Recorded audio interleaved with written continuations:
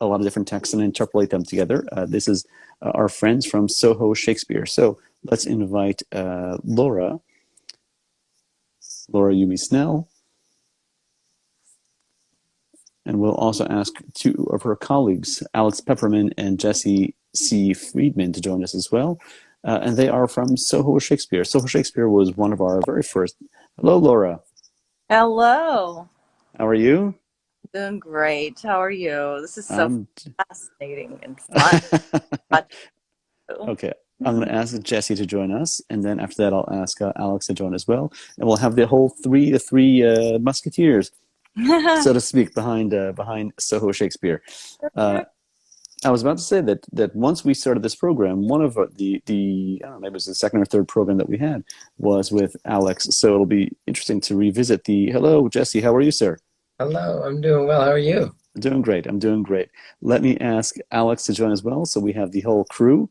Uh, that should be him over here. But Jesse, you have to leave at 10, right? Yeah, but I'm okay. I'm okay. Oh, I'm sorry. I'm sorry. We're running a little bit behind our planned schedule. So I hope we can catch you for as long as we can, Jesse. Jesse, where are you off to at 10? And why am I not I'm invited? yeah, I'm actually part of a Holly. How do I explain this? I'm part of a screenwriting group called Harvard Wood, and I'm going to a panel event that is on Pacific time. So they think it's starting at 7, but for me, it's starting at 10. Okay. Meanwhile, Alex is joining us. Hello again, Alex. Hey, everybody. Okay, so we have here Laura Yumi Snell, Alex Pepperman, and Jesse C. Friedman from Soho Shakespeare. You mentioned Harvard Wood. You guys are all Harvard MFA graduates, Harvard MFA artists. Yes. And I mentioned this to Alex one time, is we don't have an overabundance of Harvard MFA artists in the scene here in New York. So we're very happy that you three are with Soho Shakespeare, making all the contributions that you're making to the world of Shakespeare in New York. And when I last spoke to Alex, you had just come off a couple of productions. I think you'd done Macbeth, and maybe you were working on something else at the time. But since that time, I think you've largely transitioned into the world of teaching. Yeah, Mhm. we've put an emphasis on teaching lately, in part because we worked with a number of different formats over the pandemic. We had some real success with the online theater format, but of course now it's a brave new world out there, and we're transitioning back to the live in-person theater world. We found that our education is something that's really allowed us to survive and thrive through the pandemic, and it's something that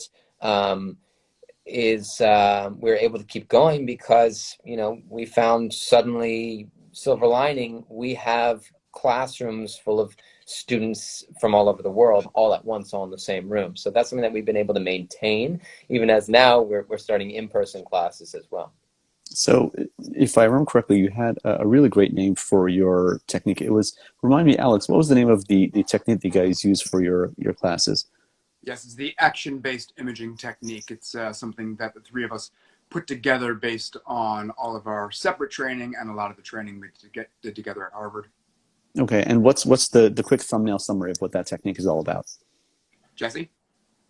So the technique is really interested in, basically it takes as its premise the idea that a lot of Shakespearean acting is one of two things. Either it's a very studied understanding of the language, which can lead to, in my perspective, a lot of sort of museum piece acting, right?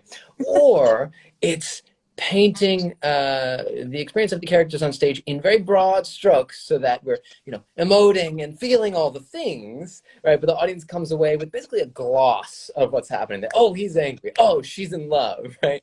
And our sort of guiding principle is that we can have both. We can have your cake and eat it too, if only you understand for yourself how to link together what we call operative words into what we call images. So bear with me for a second. Operative words are what we call the words in Shakespeare's language that have storytelling power, right?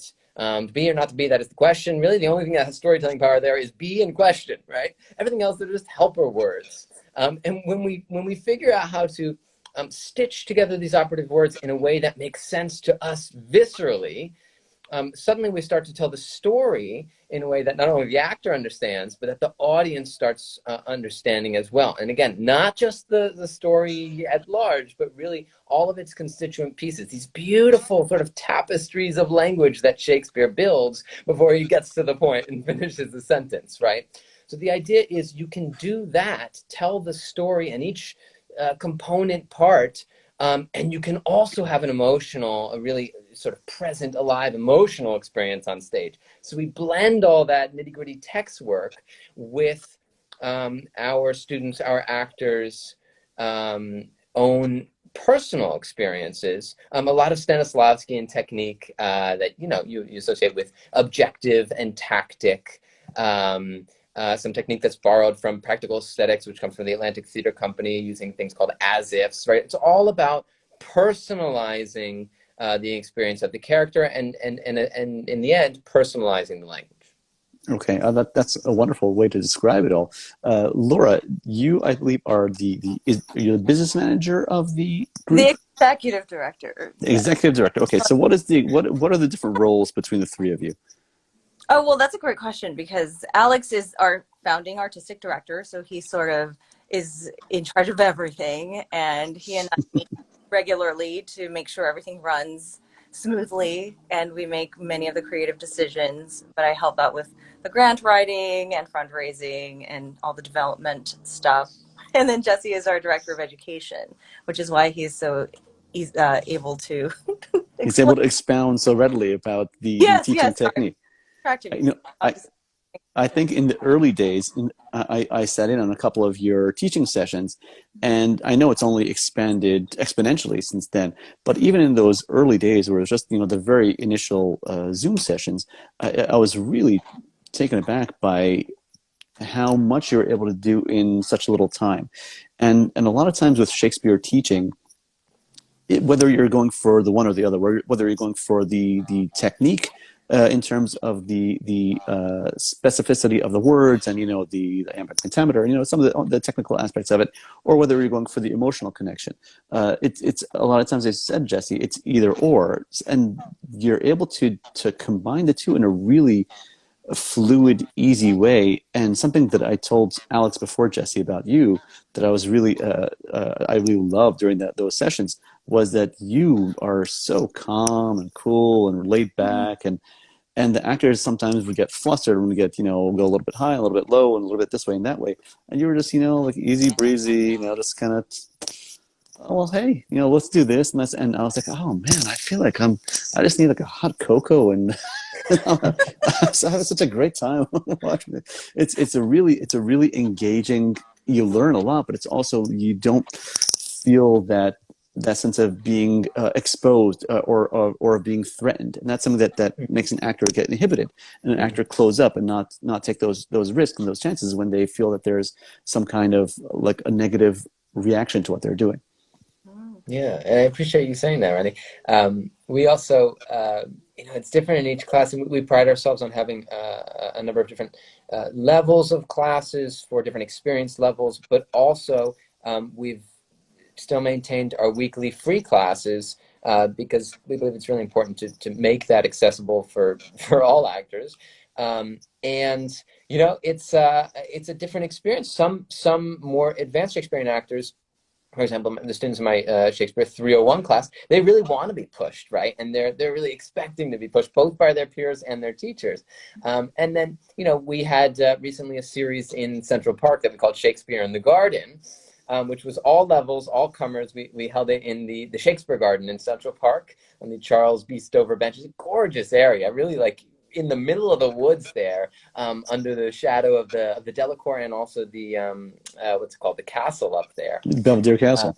Yeah, Belvedere Castle. And that was a wonderful experience, because not only did we have a mix of different levels, everyone working on their monologues wherever they were in the process, but we also, and we sort of anticipated this, we also had people walking up, park goers, walking up to watch what was happening, they sort of stumbled on this class and sat down as part of the audience there, which is it was just a lovely experience. Now it's officially a little too cold, but right. So that's one of the things I was talking about at the top of the program, is that until now we've had the luxury of doing a lot of stuff outdoors, especially in the summer season. There's so much outdoor content. You're able to have your Shakespeare in the Garden. And by the way, the Shakespeare Garden is one of my favorite places in New York. That's actually where I proposed to my wife, was in the Shakespeare Garden.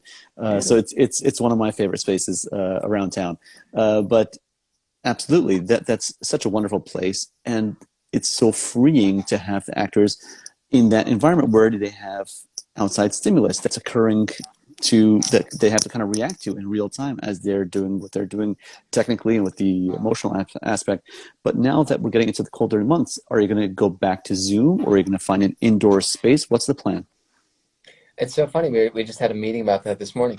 Yeah, so basically, we actually recently surveyed all of our actors, and particularly our New York actors, because, like I said, I think we taught something like 250 new students in our classes over the past year, just in our online offerings. And part of the advantage is, I just taught a class the other day where I had a student in in our little Zoom box, is a student in Australia, another student in, India, another student in Tel Aviv, another student in New York, all at the same time. Somehow, with time zones, we made it work.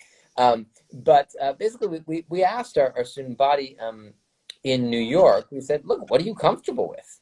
Because we know the magic of live theater and live classes. But at the same time, there are some real advantages to online classes, not just being able to put people from across the world in the same classroom, but some of what you can do with sharing a screen or sharing a document. It can really facilitate the process of, for example, text work. We have our students do final video projects where they will go out into the world or go out into the wilderness and sort of direct themselves in the monologue they've been working on in a creative way. And those videos are incredibly easy to share via the Zoom room. But our goal is to offer both. That's a very long answer to a very simple question. The idea is we want to maintain those online classes, especially for our community outside New York, and we want to give people the opportunity to get back together in the same room, face to face, however they feel comfortable, and start doing those classes again in person.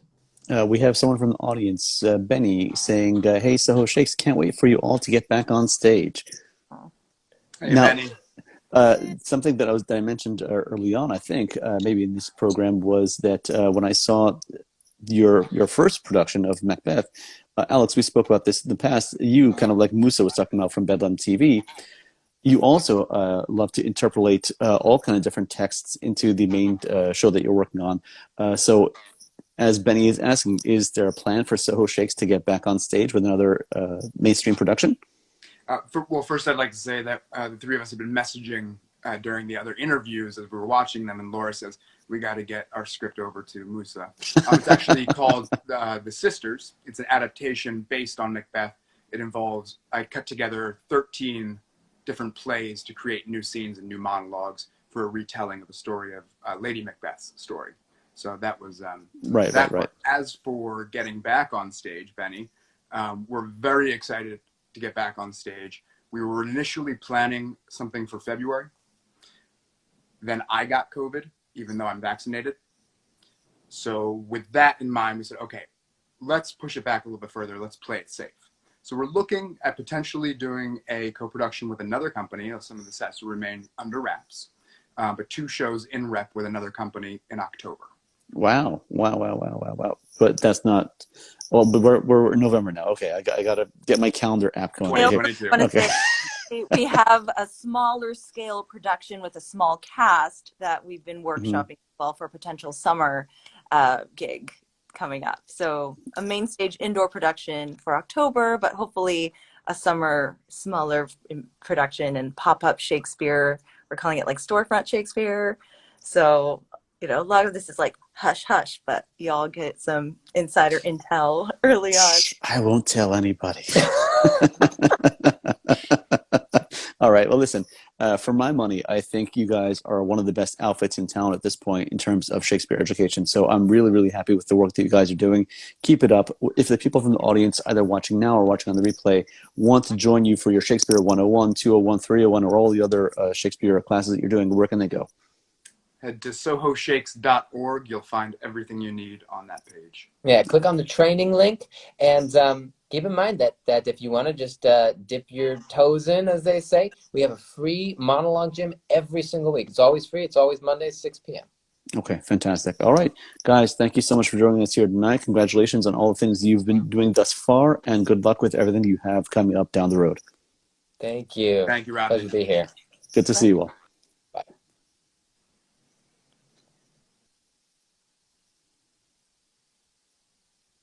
Okay, so that was Laura Yumi Snell, Alex Pepperman, and Jesse C. Friedman, all from Soho Shakespeare, and they have their Shakespeare 101, 201, and 301 online classes, and those have been done in the Shakespeare Garden in Central Park on the Upper West Side in recent weeks. They'll possibly be there for a little bit longer, but they will be continuing on Zoom. I highly, highly encourage you to check them out. We are up to our final guests of the evening. We're past time. We are on a super-sized, jumbo-sized, jam-packed episode, and we will ask our friends from the Zenith Players to join us here tonight.